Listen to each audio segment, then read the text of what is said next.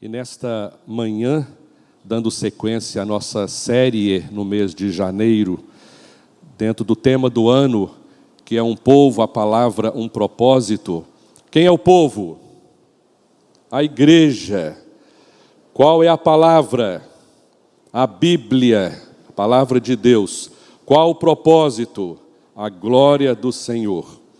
Mas uma das ações da igreja através do púlpito é o fortalecimento na fé, é o conhecimento das Escrituras Sagradas. Por isso, esse mês, dentro do planejamento de púlpito, se refere aos fundamentos da igreja.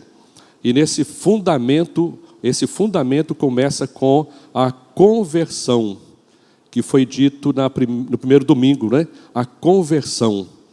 Eu estava trazendo à memória essa questão da nossa conversão a Cristo, porque todas as demais coisas, todos os demais ensinos, todas as virtudes cristãs só fazem sentido se houver conversão. Se não há conversão, as pessoas acham as coisas mais esquisitas. A conversão nos faz entender que esta comunhão aqui é preciosa. O louvor a Deus é algo necessário para nós e que também agrada ao nosso Deus. A conversão é a essência. Paulo diz aos Coríntios que o homem natural não compreende as coisas espirituais. Elas lhes parecem loucura. E é verdade. Quando a gente fala que vem no culto domingo de manhã, depois volta à noite, quem não é convertido fala, mas que negócio é esse? Tem que ir na igreja todo de manhã e de noite? Quando você separa 10% da sua receita, né, e consagra aqui para a obra do Senhor, o que não é convertido vai dizer, mas o que é isso? Você vai dar dinheiro para a igreja? Nem é para a igreja, é para quem mesmo? Não falem não. Não há compreensão dos valores eternos, do investimento da nossa vida. Então tudo começa na conversão. E essa conversão, ela vai nos levando aos valores da palavra de Deus, valores bíblicos. Por isso, na virada do ano, eu meditei sobre isso aqui, que a nossa questão é a doutrina dos apóstolos, o que a Bíblia nos ensina. Por isso o desafio sempre de lermos a Bíblia durante o ano, ler a Bíblia toda e assinalando aquilo que fala o seu coração de forma específica naquele dia, dentro da sua leitura. E nós nos fortalecemos também relembrando esses fundamentos na vida da igreja. Esse é o ano da igreja, a PIBA celebrando 60 anos. Ela entrando no Ministério Sabedoria. Igual o pastor Daniel, que na quinta-feira também será transferido para o Sabedoria, né, pastor Daniel? Chegou aos 60, não é? Teve um tempo aí que eu falei, gente, como que o pastor Daniel é mais novo que eu? Já me alcançou, não é? Falei, gente, passou rápido, ele me alcançou. A igreja celebrando 60 anos e trazendo nesse início de ano, recordando esses fundamentos, porque nós cremos como cremos à luz da palavra de Deus. E tudo começa então com a conversão. A sua conversão, a nossa conversão a Cristo, nos leva à compreensão desses valores e fundamentos para a vida da igreja. E a igreja somos nós, o que nós cremos à luz da palavra de Deus. Nosso tema de hoje é Fundamentos da Igreja de Jesus Cristo, a ceia do Senhor.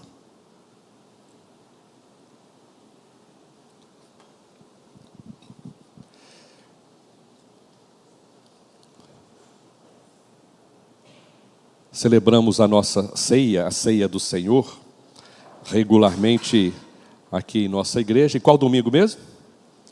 Primeiro domingo. Geralmente no primeiro domingo, num culto matutino, é o que nós fazemos. Não há regra oficial, nem na denominação batista, nem a Bíblia estabelece uma regra para essa regularidade na ministração da ceia. Vamos aqui, primeira carta de Paulo aos Coríntios, no capítulo 11, 17 a 34.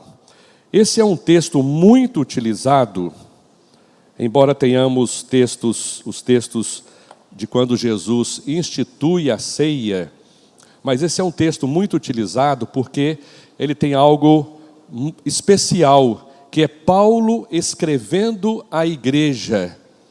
E quando Paulo escreve à igreja, já estava num processo de execução da ceia, de cumprimento desta ordenança. Então Paulo já vai percebendo que algumas coisas estavam estranhas na sua prática. Então além de ser uma instrução, também já tem aspectos, como toda a carta de Paulo um aspecto corretivo. A primeira carta de Paulo, ou as cartas de Paulo aos Coríntios, já tem esse aspecto de correção de erros ou de rumos. Por isso, gostamos muito de utilizar esse texto pela instrução paulina a respeito da prática, baseado no que Jesus ensinou, mas corrigindo e talvez diríamos melhorando para a vida da igreja, não só este, mas outros ensinos também. Primeiro aos Coríntios, eu estou na revista atualizada, diz assim, capítulo 11, 17 ao 34. Nisto, porém, que vos prescrevo, não vos louvo, porquanto vos ajuntais não para melhor, e sim para pior. Porque, antes de tudo, estou informado haver divisões entre vós, quando vos reunis na igreja, e eu, em parte, o creio. Porque até mesmo importa que haja partidos entre vós, para que também os aprovados se tornem conhecidos em vosso meio. Quando, pois, vos reunis no mesmo lugar, não é a ceia do Senhor que comeis, porque ao comerdes, cada um toma antecipadamente a sua própria ceia. E há quem tenha fome, ao passo que há também quem se embriague. Não tendes, porventura, casas onde comer e beber? Ou menosprezais a igreja de Deus e envergonhais os que nada têm? Que vos direi? Louvar-vos-ei? Nisto certamente não vos louvo. Porque eu recebi do Senhor o que também vos entreguei, que o Senhor Jesus, na noite em que foi traído, tomou o pão. E, tendo dado graças, o partiu e disse: isto é o meu corpo que é dado por vós, fazei isto em memória de mim. Por semelhante modo, depois de haver ceado, tomou também o cálice, dizendo: este cálice é a nova aliança no meu sangue. Fazei isto todas as vezes que o beberdes em memória de mim. Porque todas as vezes que comerdes este pão e beberdes o cálice, anunciais a morte do Senhor até que ele venha. Por isso, aquele que comer o pão ou beber o cálice do Senhor indignamente, será réu do corpo e do sangue do Senhor. Examine-se, pois, o homem a si mesmo, e assim coma do pão e beba do cálice. Pois quem come e bebe sem discernir o corpo, come e bebe juízo para si. Eis a razão porque há entre vós muitos fracos e doentes, e não poucos que dormem. Porque se nos julgássemos a nós mesmos, não seríamos julgados. Mas quando julgados, somos disciplinados pelo Senhor para não sermos condenados com o mundo. Assim, pois, irmãos meus, quando vos reunis para comer, esperai uns pelos outros. Se alguém tem fome, coma em casa, a fim de não vos reunirdes para juízo. Quanto às demais coisas, eu as ordenarei quando for ter convosco. Amém? Está com fome? Come em casa, não é? Resolveu um problema aqui, antigo, que alguns falam: por que o pão tem que ser pequenininho, um cálice pequenininho? Não é hora do almoço, nem café da manhã. Está com fome, come em casa. Ele tem um aspecto para nós representativo e em memorial. Mas o texto está falando que aquele povo estava com fome, é porque no início eles faziam uma grande refeição.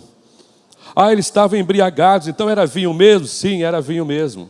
Então não tem como falar que não era, eles estavam ficando bêbados, né?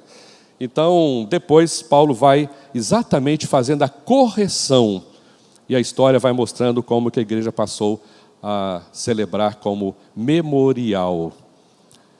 Por isso a nossa reflexão nesta manhã, e trazendo aqui alguns aspectos da doutrina, do ensino da ceia, talvez recordando para alguns que estudam esse assunto, talvez ensinando a outros alguns pormenores dessa participação da igreja, os moldes da ceia, os seus elementos, o significado deles para a vida da igreja.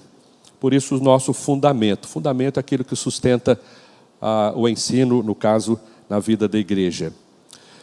É interessante observarmos, eu falei que a regularidade da nossa celebração é um domingo pela manhã ou uma vez no mês. E a gente lembra que a Páscoa, ela era celebrada todos os meses, não é isso? Todos os meses a Páscoa? Não, uma vez por ano, não é isso mesmo? Uma vez por ano. Então, se alguma igreja resolver celebrar a ceia uma vez por ano, nós não vamos dizer, mas é um absurdo. Não tem absurdo. A igreja é livre para estabelecer a sua regularidade na celebração. Há igrejas que a celebram de 6 em 6 meses ou trimestralmente. Há igrejas que realizam a ceia somente os membros, e nós vamos falar sobre isso também, como que essas coisas acontecem e por que nós, batistas, temos a nossa linha também de trabalho a respeito da ceia do Senhor. Jesus não somente instituiu a ceia, mas ordenou que a igreja, que os discípulos a celebrem regularmente. E é isso que nós queremos trazer aqui à nossa memória. Como que Jesus estabeleceu esse ato memorial. E por isso, sendo instituído por Jesus, é de extrema relevância e importância para a vida da igreja. Eu acho interessante como que o culto da ceia é um dos mais frequentados. E o culto de batismo também. Já perceberam isso? Como que o culto de celebração da ceia e culto de batismo, as duas ordenanças, são cultos muito frequentados. Costumamos convidar para o batismo os amigos, familiares, queremos que eles vejam esse testemunho e declaração pública da fé. E quando chega no dia da ceia, e está correto isto, né? Porque é uma ordem de Jesus, na verdade deveríamos ter todo esse ímpeto da ceia também nos outros cultos, né? Mas é muito relevante isto, o reconhecimento da importância da ceia na vida da igreja, na vida pessoal. Não porque a ceia venha conferir bênçãos, vamos falar sobre isso, mas porque nós temos a bênção maior, que é o primeiro fundamento da salvação, da conversão a Cristo, e nós queremos reconhecer isto também na celebração da ceia.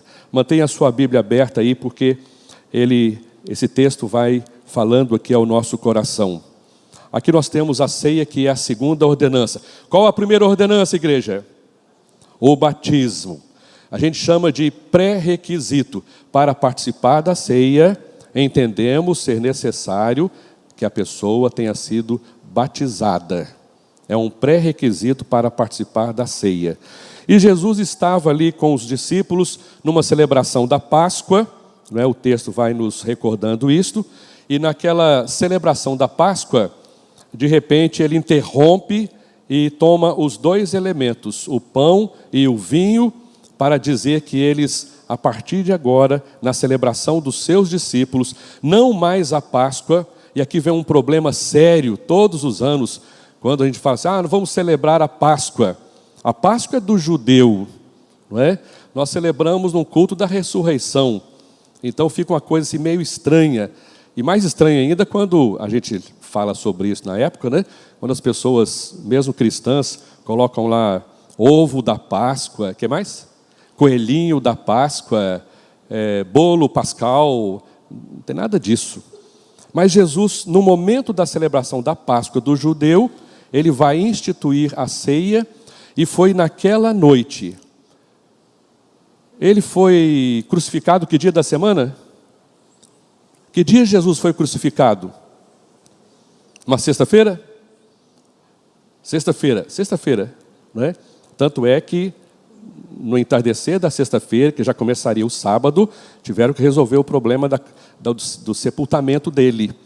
Então, esta Páscoa está acontecendo na quinta-feira, que foi exatamente na noite da traição, quando Jesus foi traído, e ali começa todo a sua caminhada de sofrimento por nós, até chegar à cruz e depois ao sepulcro, mas para a nossa alegria, a sua ressurreição. Jesus, então, institui para nós, para a vida da igreja, a celebração da ceia. Quando eu participo da ceia, eu saio daqui mais cheio da graça de Deus? Essa é uma boa pergunta, né? Hoje eu sou um novo homem, eu participei da ceia. Eu gosto de fazer uma ligação muito estranha com essa história da ceia e a bênção da ceia, né? Os discípulos estavam ali na ceia, olha o que aconteceu. Aí a gente fala, não, a ceia abençoa, a gente fica cheio da graça, cheio do poder. Mas Jesus acabou de participar da ceia, um que estava ali na ceia com ele o traiu. Logo depois eles foram não sei para onde e Pedro negou. Está cheio ou não está? E logo depois todo mundo fugiu, todo mundo com medo. Peraí, mas que ceia é esta? Não. Aí vem um aspecto que nós queremos falar, que é o da transubstanciação. Para alguns, especialmente para a igreja da maioria, e essa doutrina está lá, né? A ceia, ela tem esse poder. Ela é um sacramento. Mas para nós, a ceia não é um sacramento. Ela não tem esse poder de conferir graça, de conferir bênção. Um sacramento é um sinal visível ou ação instituída por Cristo para dar graça. A ceia não tem esse poder de conferir graça. A ceia, ela tem um aspecto para nós memorial, como os irmãos bem o sabem. Se a ceia, ou melhor, um sacramento é um sinal visível ou ação instituída por Cristo para dar graça. Essa é a visão da ceia sacramental. Se graça é dádiva, se graça é algo que nós recebemos sem ter que fazer nada em troca, então tem uma coisa estranha nesse sacramento. Por isso não combina com aquilo que nós cremos das Escrituras Sagradas. Pensar na ceia como um sacramento, ou que confere bênção, contradiz o ensino das Escrituras que a salvação, ela é, ou a vida eterna, ela é um dom, ela é um presente, ela é a graça de Deus manifestada a nós, a salvação. Não nos custou nada, custou para Jesus. É o presente que Ele tem nos dado. Por isso, não há como associar a ceia com esse sacramento. Também contradiz o ensino das Escrituras, as Escrituras que dizem que somos salvos, mas não pelas obras. Também é pela graça que vem a salvação. Então, quando nós vamos participar da ceia, já há algo a comemorar. Não que os elementos da ceia tenham esse poder de nos agraciar, senão, e aí vem outros problemas, né, que os mais antigos sabem como que a coisa no passado era complicada, né? Não, a ceia, ela é especial, os elementos da ceia. Aí quando sobra o pão e o cálice, alguns costumam perguntar, pastor, o que faz com essa sobra? Não é? Antigamente, em alguns segmentos religiosos, sabe o que eles faziam? Faziam o quê? Lembra, pastor Salles? Não é? Lembra nada? Quando fala é porque não lembra. É porque ele é mais jovem, não é? Não pode, tem que enterrar, ninguém pode comer, porque é o pão da ceia, não é? O pão é pão, o cálice ou o suco da uva também não mudam os seus elementos. Não é a nossa compreensão que a ceia seja um sacramento, Então ela não é esse sacramento. A ceia é um memorial, como veremos daqui a pouco.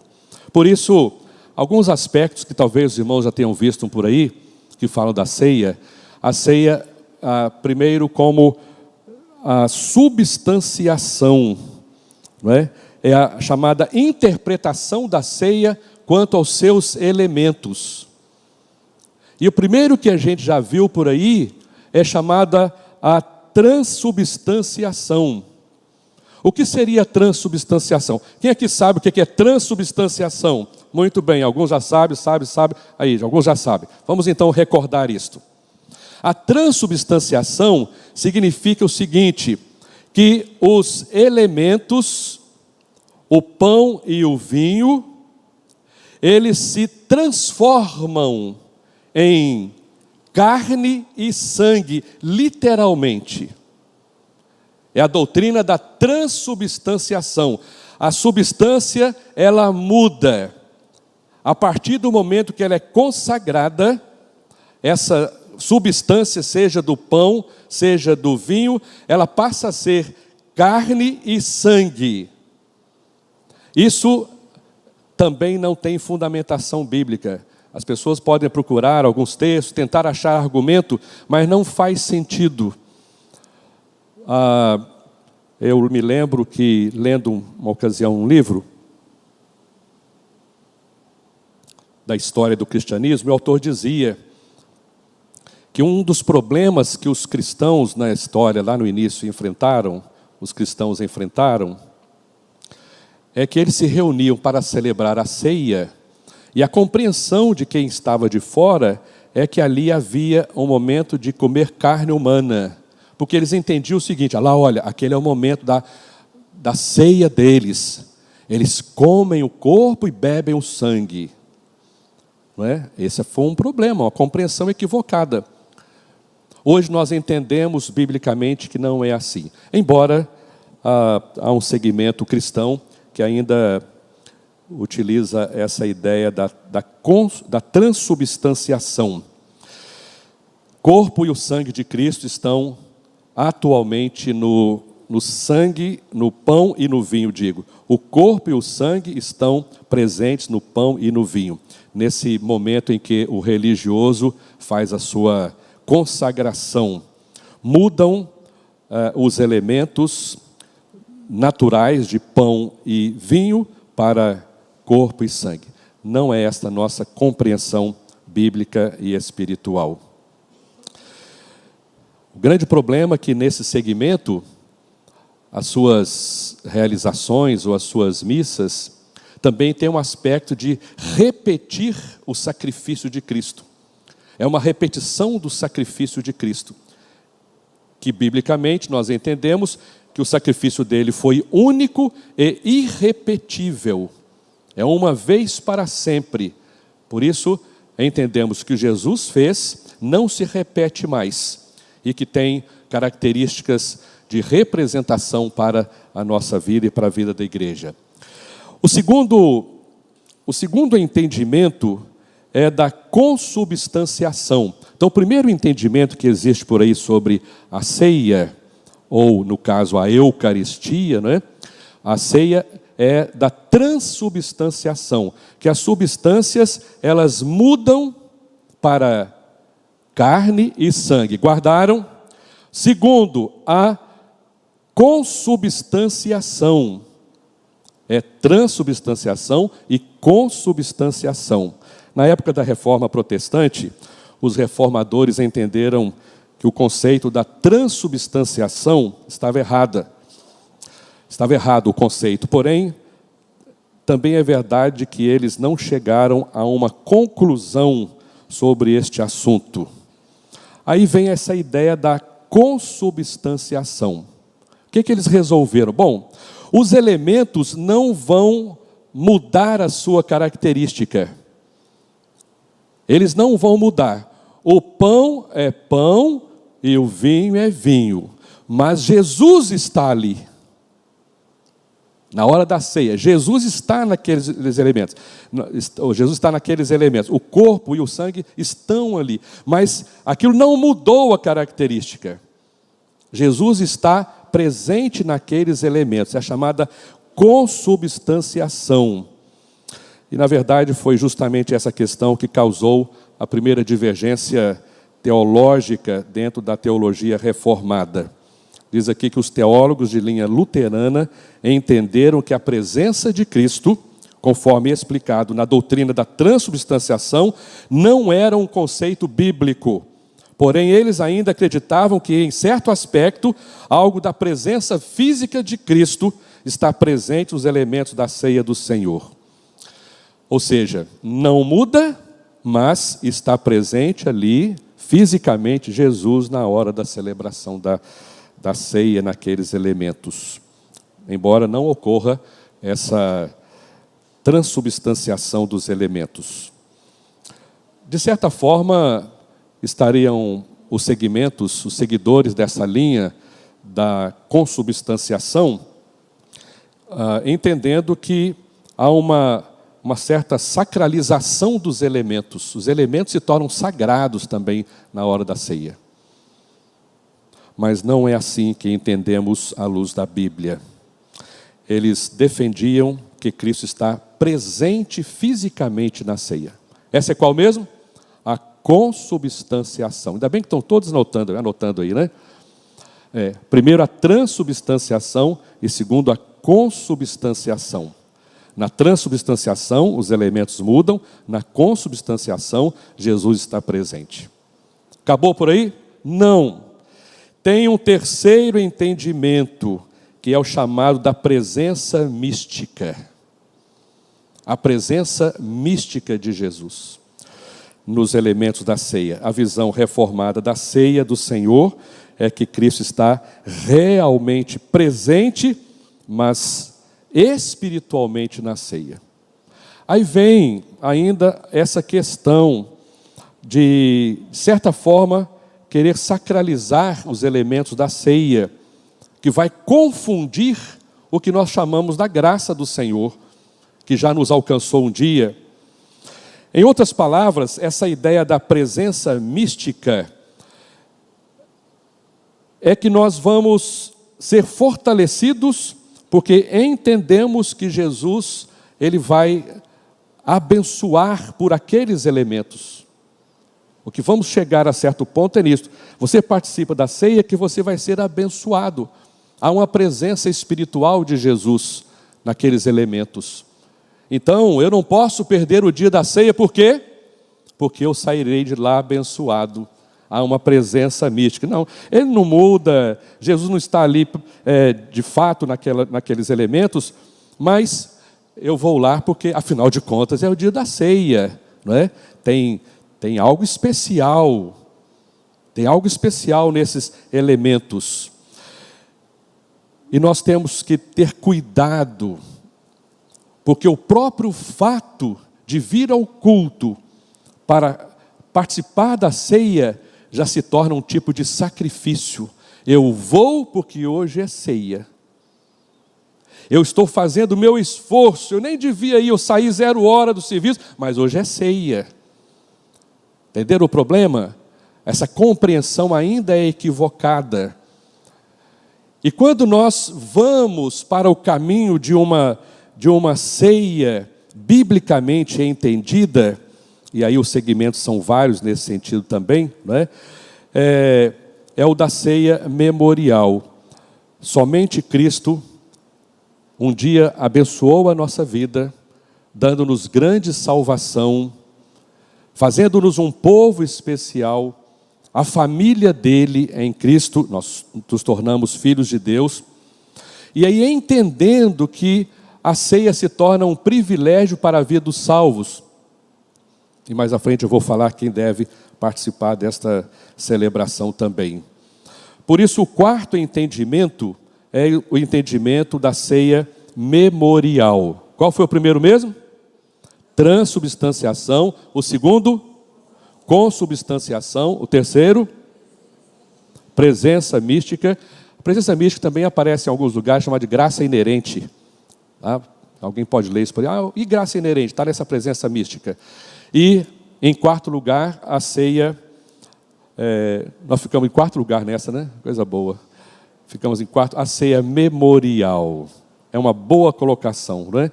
Ceia memorial. Os textos que nós lemos a respeito da instituição da ceia, os textos sempre aparecem, fazer isto em memória de mim. Quando eu estava meditando nessa parte, eu lembrei do aniversário de cada um, não é? Você nasce quantas vezes? Quantas vezes você nasce? Opa, 2 vezes, né? Alguém que falou 2 lembrou direitinho, né? Quem falou 2? Mas eu quero dizer do nascimento físico. Você nasceu uma vez, né? Eu nasci outro dia mesmo, porque não foi hoje, né? Então, todos os anos você comemora o mesmo nascimento. Então nós recordamos. E quando a gente era pequeno, a gente perguntou ao pai e à mãe, como é que foi meu nascimento, né? Como é que foi? Ah, você foi achado atrás de um pé de couve, e o outro foi não sei aonde, cada um. Tinha essa história antiga, para não contar a história para a gente, né? Não ia falar direito, como a gente não fala tudo para as crianças hoje também. Mas a gente vai todo ano recordar. A celebração de um aniversário é trazer a memória do seu nascimento.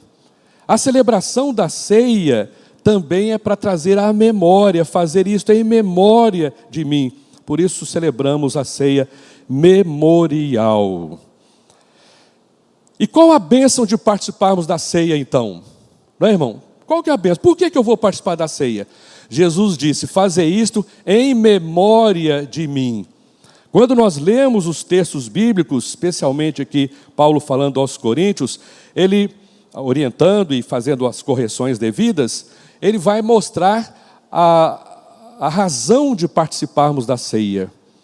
E nós não estamos aqui por acaso, nós cultuamos ao Senhor e celebramos com alegria esse dia da ceia. Na verdade, alguns falam que a ceia é um misto de alegria e tristeza. Alegria porque ela nos alcançou, mas para ter nos alcançado, alguém teve que morrer. Não é? A gente fala que é igual a doação de órgãos, né? Quando alguém tem que fazer aí essas correções na vida, alguém teve que morrer para doar. Não é? Você celebra, mas você sabe que alguém morreu para fazer a doação. Então nós celebramos aquilo que Jesus fez por nós, mas recordando que isso custou a vida dele lá na cruz do Calvário. A ceia do Senhor, ela primeiro é uma comemoração da morte do Senhor. É estranho isso, né? A gente não comemora a morte de alguém, né? Esse mês eu recordei do dia que a minha irmã faleceu. A gente vai recordando, né? Olha, fulano morreu. Mas você não comemora, vamos fazer um churrasco. Ele não faz. Por isso que é um misto, né? É uma alegria, porque na morte de Jesus, nós tivemos a salvação. E se não fosse a morte dele, nós estaríamos perdidos. Por isso nós celebramos. A ceia é uma comemoração da morte do Senhor. Em 1 Coríntios 11, 24, fazer isto em memória de mim. Então a ceia tende a refrescar a nossa mente quanto à morte vicária de Cristo. Eu gosto dessa palavra vicária.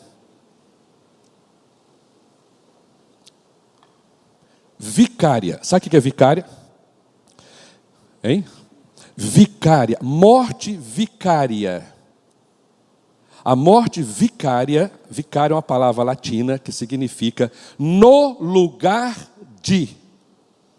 Então, a morte vicária de Jesus significa que ele morreu a minha morte.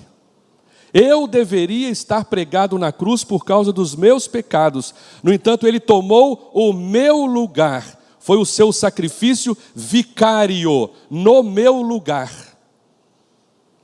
Viram? Então nós celebramos na ceia que eu deveria ter morrido, né? Deveria ter morrido, mas Jesus fez isso por mim. Motivo de celebrar. Todas as vezes que nos reunimos para esse fim, temos que recordar isto. E por isso ela é memorial, ela vai trabalhar em nossa mente e nossa lembrança. Segundo, é uma proclamação da sua morte. Versículo 26. Anunciais a morte do Senhor até que Ele venha. A celebração da ceia, ela tem essa característica de ser um culto também de salvação de vidas. É para a salvação de vidas. É de proclamação da morte do Senhor e da necessidade das pessoas se entregarem ao Cordeiro que tira o pecado do mundo. É uma proclamação da sua morte. Embora seja comemoração, a celebração da ceia também tem esse aspecto de anúncio, de anunciarmos o sacrifício de Jesus em amor para com toda a humanidade. é bênção em nossa vida, sabemos disso. E assim nós vamos, na celebração da ceia, testemunhar daquilo que Jesus fez por nós. Terceiro, o entendimento da ceia memorial é um lembrete da segunda vinda de Cristo. Segunda vinda de Cristo. Proclamais a morte do Senhor, até quando? Até que Ele venha. Primeiro a morte, mas também até que Ele venha. Esse desejo da igreja, e nós cantamos aqui há pouco, né, falando sobre essa volta de Jesus, Maranata, ora vem Senhor Jesus. É exatamente a nossa proclamação como igreja. Eu diria que esse também é um dos fundamentos, né? A crença que Jesus voltará. Esse é um dos fundamentos também na vida da igreja. Quarto, sobre a ceia memorial, simboliza o fato que somos salvos por nos alimentarmos de Cristo. Ou seja, estamos aqui e celebramos porque nós já alimentamos de Cristo uma vez por todas na salvação e continuamente na santificação, nos alimentando da palavra dele, dos seus ensinos para a nossa vida. Já lembramos aqui que esse alimentar de Cristo não é literal. Nós não comemos o corpo e bebemos o sangue, mas isso é representativo. O pão representa, simboliza o corpo de Cristo, e o vinho ou o suco da uva que nós usamos, não alcoólico, ele vai representar para nós o seu sangue. Então, embora representativos, nós recordamos que a nossa vida é alimentada continuamente pelo nosso Senhor Jesus, através da sua palavra também. Nessa linha ainda de raciocínio sobre a ceia memorial, nós temos aqui, em quinto lugar, a figura de participarmos constantemente de Cristo para o sustento espiritual.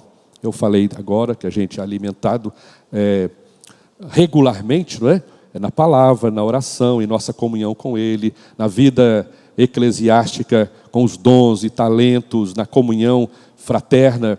Tudo isso nos alimenta, e tudo isso é motivado por aquele que morreu e ressuscitou. E nós celebramos, então, isto também. Essa necessidade nos recorda, né, que é na renovação da nossa aliança, no seu sangue. É interessante isto. A ceia nos proporciona a recordação e renovando a nossa aliança com o Senhor Jesus. E repetimos isto, como às vezes repetimos em casa, para a instrução. Não é assim que acontece? A instrução, você vai repetindo em casa para os meninos, para que eles aprendam, até que depois eles vão crescer e vão entender. Então a repetição do memorial, ou do culto da ceia, isso também nos traz a lembrança a nossa aliança com Jesus. Isso faz bem à nossa alma. E assinala ainda a unidade da igreja. No capítulo 10, volta aí uma página na sua Bíblia, talvez, 10, 16, 17, 1 aos Coríntios 10, 16 e 17, olha o que Paulo está dizendo. Porventura, o cálice da bênção que abençoamos não é a comunhão do sangue de Cristo? O pão que partimos não é a comunhão do corpo de Cristo? Porque nós, embora muitos, somos unicamente um pão, um só corpo, porque todos participamos de quê? De um único pão. É interessante que aqui nós temos na ceia o pão fatiado, não é? Mas na verdade é um único pão. Não é isso, irmão? O irmão que prepara a ceia, o outro que prepara a ceia, é um pão, não é? E aquele pão é fatiado, mas é um único pão. Cada um alimentando de uma fatia, mas sabendo que o todo gera essa unidade. Qual a unidade? De propósito. Temos a diversidade das ideias, mas a unidade no propósito como igreja. E essa unidade, Paulo vai dizer que ela acontece também, recordando isso na celebração. Nós temos aqui Tudo na ceia se converge para o Senhor Jesus. Por isso falamos que a igreja ela é cristocêntrica, o centro da igreja, a convergência da igreja, ela está sempre para o Senhor Jesus. E aqui, essa unidade descrita no texto do capítulo 10 da primeira carta de Paulo, falando sobre a necessidade e a vida da igreja em unidade. De um mesmo pão, todos nos alimentamos. Unidade de propósito. De um mesmo pão, todos nos alimentamos. Quem é esse pão que desceu do céu? O Senhor Jesus. Ele é o nosso alimento. A palavra dele nos alimenta. O seu sacrifício é o início da nossa vida nele. Muito bem. Vamos lá. Vamos prosseguindo. Quem é que deve participar da ceia do Senhor? Pergunta para o irmão que está do seu lado. Você pode participar da ceia? Ixi. Claro que pode, né? Deve. Mas quais são as condições para participar? E o que os compêndios a respeito da ceia apresentam, que as igrejas estão fazendo por aí? Muito bem, o modo de distribuição da ceia do Senhor. Já ouviram falar da ceia ultra restrita? Quem já ouviu falar? Ceia ultra restrita. Muito bem, vamos recordar aqui. Ceia ultra restrita. Nós vamos sair da ultra restrita para a ultra livre. A ultra restrita, alguns segmentos celebram a ceia desta maneira. Ela é ultra restrita, ou seja, ela é exclusiva para os membros da igreja local. Como se aplicaria isto aqui à nossa igreja? Somente aqueles que estão arrolados como membros da igreja poderiam participar. É a ceia ultra restrita. Ela se restringe aos membros arrolados da igreja, por batismo, por transferência, seja o que for. Então, somente os membros da igreja local, mesmo se fossem batistas da Convenção Brasileira, que morasse lá, não sei aonde, na Argentina, aí resolveu vir aqui no Brasil, não pode. É chamada ceia ultra restrita. Tem vantagens e desvantagens, todas elas têm vantagens e desvantagens, né? Alguém disse que a grande vantagem de uma ceia ultra restrita é você saber exatamente quem está participando, né? Hoje, especialmente com tantos desvios doutrinários por aí, mesmo que tenha nome batista e nome de outra igreja, aí a gente não sabe, mas a gente sabe o que está ministrando a igreja local. Essa seria a grande vantagem de saber quem está participando ou que ensinos os membros estão recebendo. Mas essa é uma forma da distribuição da ceia do Senhor, que é a ceia ultra restrita. Segundo, a ceia restrita. O que seria a ceia restrita?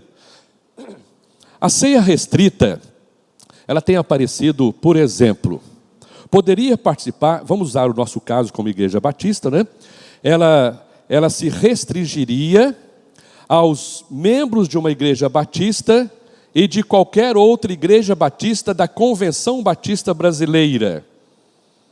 Aí poderia participar da ceia restrita. Ela se restringe aos membros da igreja de uma determinada denominação, né? E se alguém é de uma igreja batista da Convenção Brasileira, veio do Rio de Janeiro, de São Paulo, da Bahia, e está aqui passando férias, estamos celebrando a ceia, poderia participar. Mas ela se restringiria a um grupo com o mesmo segmento doutrinário, para que não haja confusão. É interessante, a gente vai falando e vai lembrando das coisas, né? Alguém um dia perguntou: pastor, eu estou de férias e lá na igreja onde eu vou vai ter ceia, participo ou não? Não é? A gente ouve essa história assim, participa ou não? Bom, fique à vontade, mas a gente tem uma prática, não é? A gente tem uma prática. Se você sentir a vontade, é uma outra denominação. Mas, geralmente a gente vai numa outra igreja e não sabe qual que é o costume deles, é melhor ficar tranquilo no seu espaço, né? O grande problema é que alguns acham que pelo fato de alguém não participar da ceia, é porque está em quê? Pastor, antigamente era assim, né, irmão?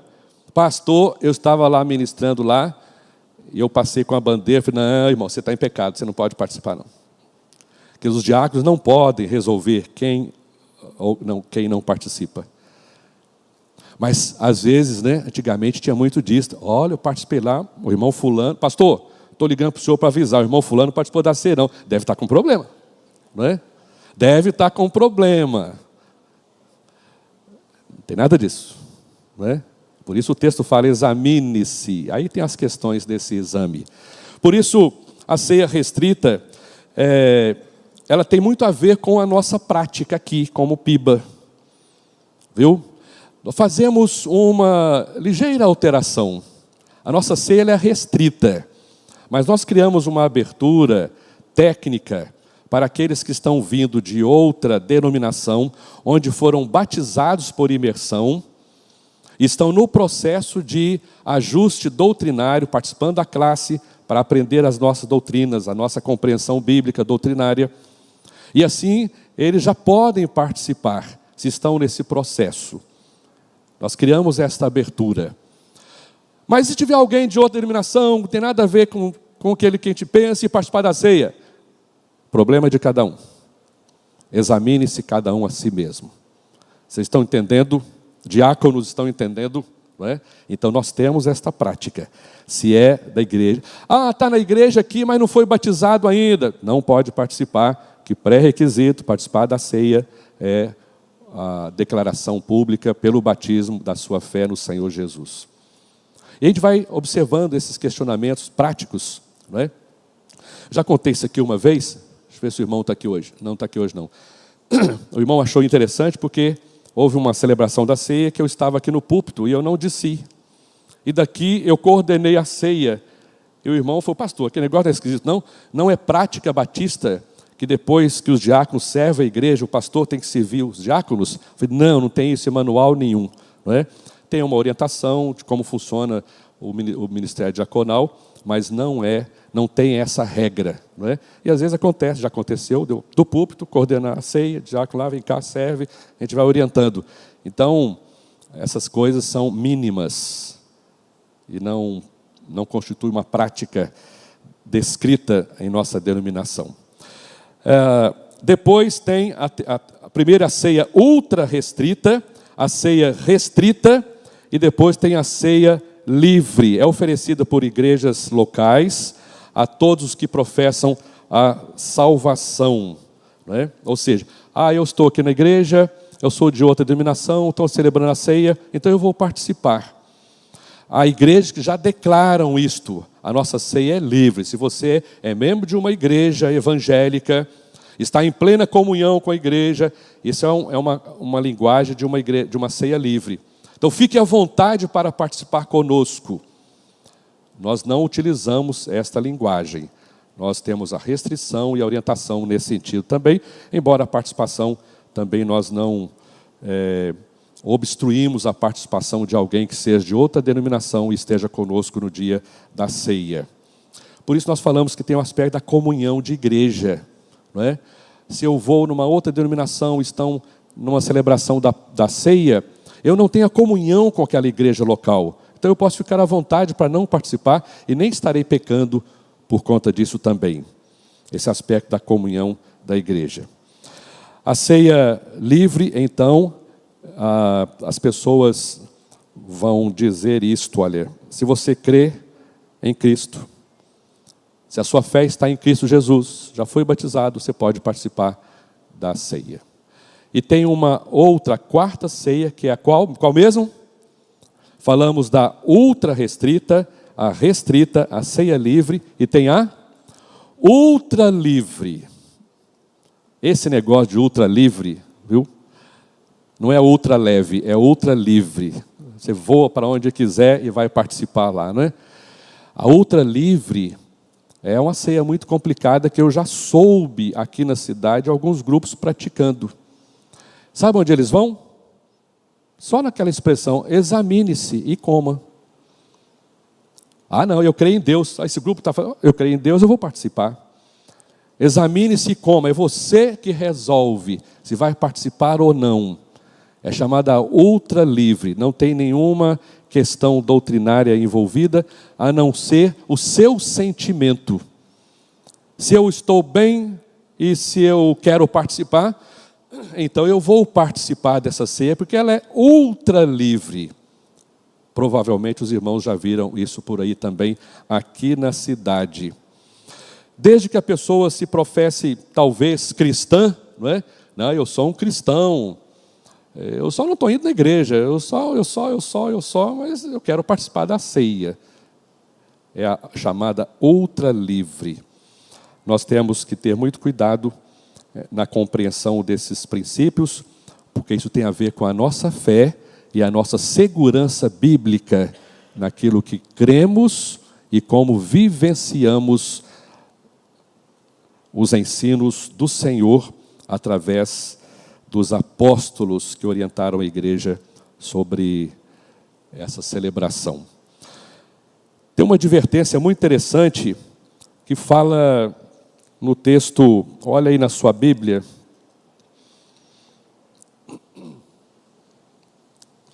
examine-se, versículo 28, examine-se, pois, o homem a si mesmo, e assim coma do pão e beba do cálice.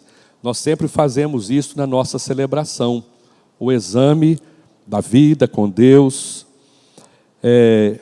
E eu aprendi há muitos anos o seguinte: examine-se, pois, o homem a si mesmo, e assim faz o quê? Coma. E se eu examinei e eu estou em falta com Deus? Participo ou não da ceia? O que vocês acham? Não preciso responder, eu vou responder. Examine-se, pois, o homem a si mesmo, e assim coma do pão, e assim beba do cálice. Só uma questão, pessoal. Porque se fôssemos levar isso aqui ao pé da letra, quem ia participar da ceia? Só o pastor. Não, eu não falei qual, né? Tem um monte aqui na igreja, né? Eu não falei qual pastor. Viram como é que é? A gente precisa entender as escrituras. Ah, mas eu descobri, eu percebi, eu lembrei. Resolve ali com Deus. Trata com Ele exatamente, é o momento de oração. Trata com Deus. Por isso eu disse que os discípulos estavam ali com Jesus no momento da instituição da ceia, e um saiu dali e foi dar um beijo da traição. Então, a ceia não vai resolver, mas vai lembrar que você tem um Deus a quem prestar contas da sua vida. E que morreu por você, na pessoa do Filho. E que todos os dias fala ao seu coração, o instrui na palavra, trata através do Espírito para que você seja santificado. Assim, coma do pão e beba do cálice, pois quem come e bebe sem discernir o corpo...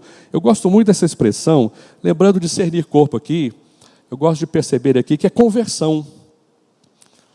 Se não há conversão, não há por que participar de uma mesa. Se tem problema, vai resolver o problema antes, durante, depois.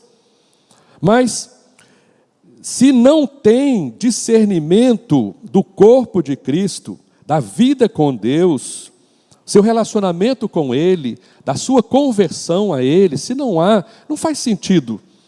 Por isso a essência do fundamento da igreja é a conversão.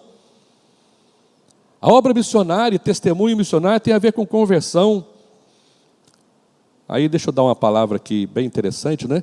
Sempre quando tem algum evento assim, missionário, e aconteceu dessa vez, eu queria mandar o meu filho para lá, ele já é membro da igreja? Não, eu acho que não deve. Não é? Ele não entendeu ainda nem a questão do batismo. Ele vai proclamar muito bem. Já aconteceu, no caso de Jesus lá, os discípulos falaram: Senhor, tem um pessoal falando ali, e falou: olha, se está falando bem, deixa eu falar. Mas para a igreja enviar como representação, precisa ser membro da igreja. Não é? É uma conduta que a gente tem para ter esse cuidado de representar a igreja. Então, deixa eu me achar aqui. Estou falando da advertência, né? O indignamente, diz aqui, aquele que come sem discernir o corpo de Cristo, come e bebe juízo para si. Eis a razão porque há entre vós muitos fracos e doentes, e não poucos que dormem, porque se nos julgássemos a nós mesmos, não seríamos julgados. A necessidade não que sejamos dignos de participar, jamais seremos dignos de participar desta mesa, mas é pela graça de Deus que nos alcançou. Por isso, todo cuidado nessa avaliação da sua vida, da nossa vida, saber que é um momento significativo. Alguns ficam pensando, olha, se não transforma, se o corpo não transforma, se Jesus está presente, parece que esvaziou o sentido da ceia. Não, por isso nós recordamos aqui o aspecto memorial e o valor que temos de celebrar essa ordem de Jesus para a vida da igreja. Por isso a advertência desses versículos 29 e 30. Indignamente. Cuidado, não no entendimento equivocado da ceia.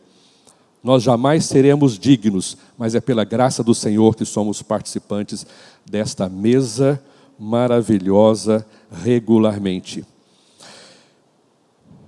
É exigido que a posição do tomador da ceia seja um salvo verdadeiro, um crente totalmente sincero e bíblico, e que o modo de tomar a ceia seja digno, aceitável, não irreverente e frívolo, não indigno e inaceitável, como aquele descrito nos versos 18 a 22, que nós lemos no início, da maneira totalmente estranha, não esperando uns pelos outros. Por isso nós temos essa prática na celebração, de dizer, comamos todos, bebamos todos, juntos, nessa comunhão fraterna e espiritual. Porque antes de tudo, disse lá Paulo, quando vos ajuntais na igreja, há entre vós dissensões, e em parte o creio. E até importa que haja entre vós heresias, para que os que são sinceros se manifestem entre vós. Quando nós falamos de heresias, temos que entender que há um lugar onde nós vamos descobrir se é heresia ou não. É a palavra de Deus. Voltemo-nos sempre à palavra. Aqui fala que é até interessante, né? Eu creio que haja dissensões, e até importa que haja entre vós heresias, para que os que são sinceros se manifestem entre vós. Como que um herético, como que alguém que está com a visão distorcida da palavra será confrontado? Com a própria palavra. Então a igreja também, na sua firmeza doutrinária, ela não se abala com aquilo que se ouve por aí, porque a nossa fundamentação ela será sempre bíblica. Não é exigido que o salvo bíblico que toma a ceia seja perfeito, ou aceitável, ou digno de Deus, ou da salvação, ou do céu. Ainda, a participação da ceia é pela graça. E essa graça que nos alcançou é a graça que nos fortalece ainda a cada dia. A ceia nos faz olhar para trás, sobre a morte de Cristo. A ceia nos faz olhar para a frente, a volta de Jesus. A ceia nos faz olhar para dentro de nós mesmos, nesse exame. E a ceia faz-nos olhar ao redor, quando nós esperamos uns pelos outros, para juntos a celebrarmos.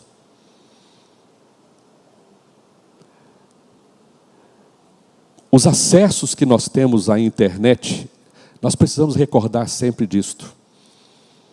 As instruções, os vídeos, as pessoas que nós seguimos, nós temos que ter cuidado se essas ministrações se baseiam nas Escrituras Sagradas e na explicação correta das Escrituras Sagradas. Porque é bem provável que alguém diga, mas aquela pessoa falou e usou o texto bíblico, às vezes abusou do texto bíblico. Então, não só a palavra, mas o significado da palavra. Marquinhos, na quarta-feira, fez menção disso, né? O que está escrito e para o tempo em que foi escrito e a aplicação para nós hoje, à luz daquilo que foi dito naquele tempo. Senão nós vamos desviar do caminho, criando novas ideias a respeito da palavra de Deus. Firmemo-nos como igreja nesses valores bíblicos, seja da salvação, a nossa conversão a Cristo, a respeito do batismo, a respeito da ceia e outros temas que veremos ainda nesse mês e durante o decorrer deste ano. Abaixe sua cabeça. Ore ao Senhor. Ore ao Senhor. Paulo, em certo lugar, disse: não me canso de dizer-vos as mesmas coisas. E nós precisamos ouvir algumas coisas, algumas vezes, recordando aquilo que nós sabemos, ou ministrando aqueles que ainda não sabem por que nós celebramos e como somos, e por que somos assim como igreja, e no caso, Igreja Batista. Que Deus nos abençoe. Pai, nós te damos graças por nos reunirmos como igreja, por estudarmos a Tua Palavra, por aprendermos valores do Teu reino, e queremos, ó Deus, sempre num ímpeto espiritual contínuo de viver aquilo que agrada ao Senhor, a doutrina dos apóstolos, os ensinos da Tua Palavra, do púlpito, na escola bíblica, nos grupos, nas conversas, que tudo isso seja recheado, ou tendo como base as Escrituras Sagradas. Muito obrigado por esta manhã, com os irmãos reunidos em culto e revendo valores para a vida da igreja. Oramos agradecidos no nome de Jesus. Amém. Amém.